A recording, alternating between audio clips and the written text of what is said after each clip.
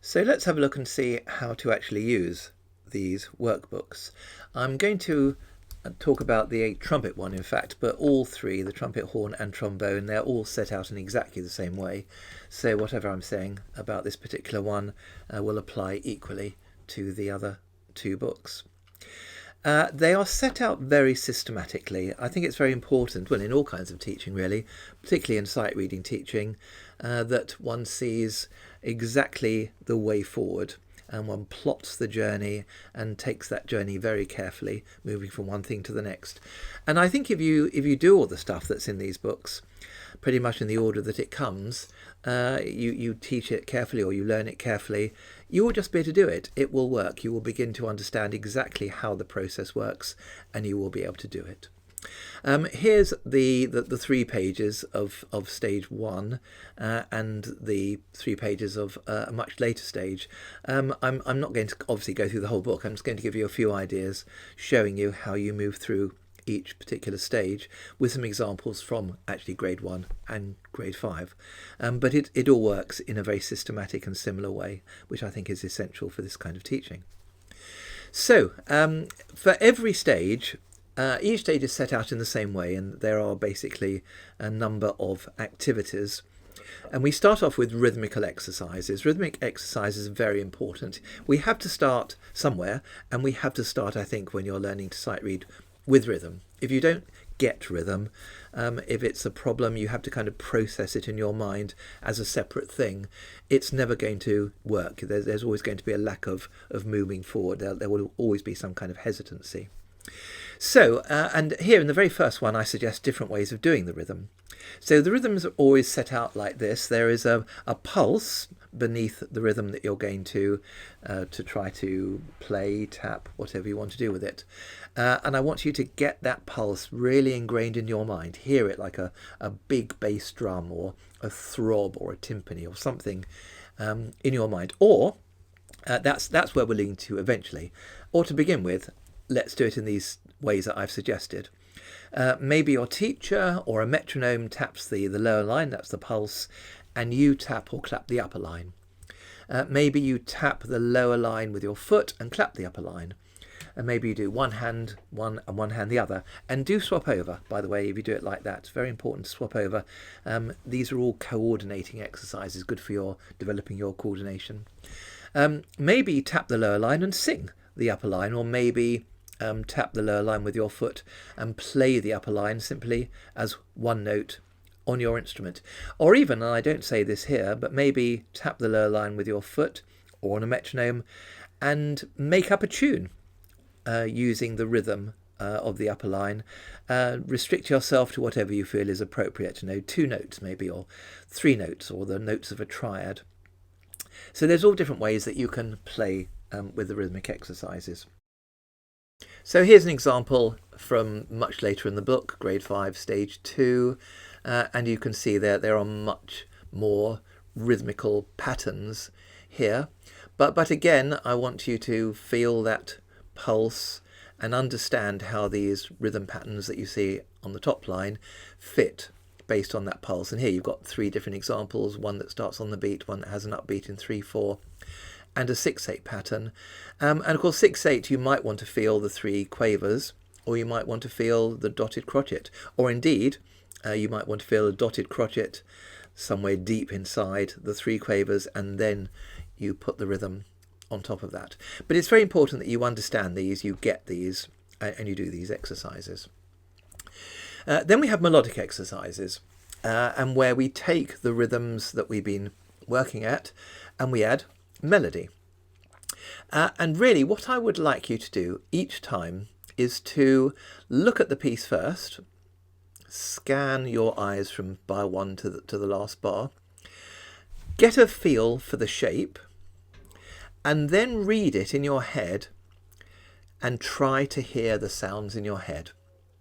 Try to read it and hear the sounds in your head, and then play it. And if you go through that process regularly, you will be amazed at how you really do improve your ability to read music, and indeed to sight read the music, which is to read it for the first time. But the more of this you do, and the more careful that you train yourself, the better that you will become at actually sight reading, which is reading for the first time. But having read it through and heard it in your head doesn't mean that when you play it through for the first time, you're still not sight reading it, is because you really are.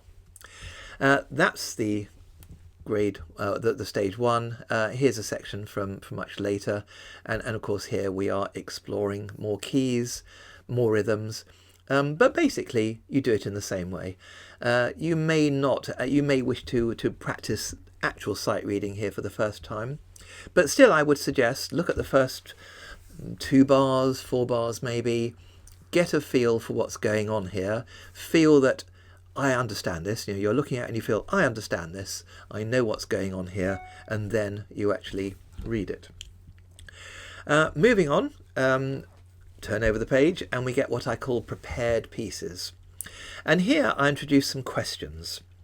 And in a sense, the idea of introducing these questions is to help you to ask yourself these questions. When you look at a piece, I want you to almost intuitively feel these questions are being answered in your mind. So you don't even have to ask yourself these questions. You just kind of feel that these are things that you need to know. How many beats are there in each bar?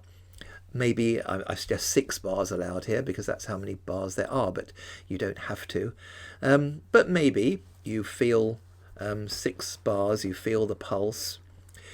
Can you name all the notes? Do you know what the notes are? So immediately you see a note, you know what its name is. I want you to spot patterns. What do bars 2 and 3 have in common?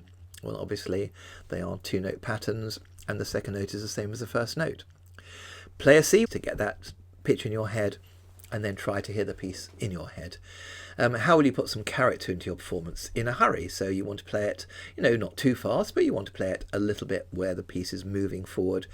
And within each beat, shorten the note length slightly to give that kind of character of in a hurry. Here's a similar piece in the grade 5 area. Again, talking about the key, explain the accidentals. Well, obviously in C minor, and I want you to know, why are those accidentals there? Those particular accidentals. Explain how the rhythm of bar 1 to 4 relates to the quaver pulse. So you're thinking about how those notes, how those rhythm values fit into the quaver pulse. Can you find any repeated rhythm patterns? Have a go at tapping it. How will you give the piece character? And I want you to think these things through before you play it. And so when you play it, not only, I hope, will you be playing it accurately, but you'll be playing it musically as well. Then there's a little bit where I suggest you do some improvising, and you might be thinking, well, what's this got to do with sight reading? But of course, in sight reading, in a sense, you don't know what's coming next. In improvising, you don't know what's coming next. But I want you to play this game, do some improvising.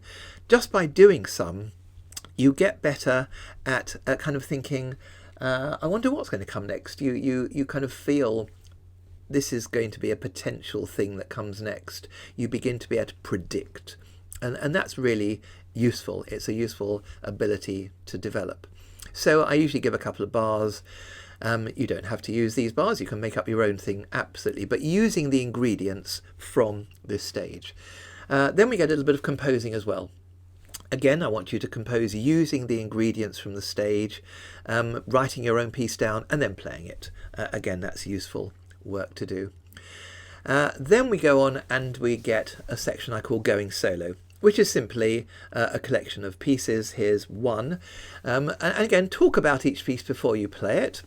If you're in a lesson, for example, if you're practicing, think about the piece before you play it. Think about the note names. Are there any patterns, the dynamic levels? And think about the character as well. How are you going to get all that? Maybe actually hear the piece through in your head before you play it and then play it.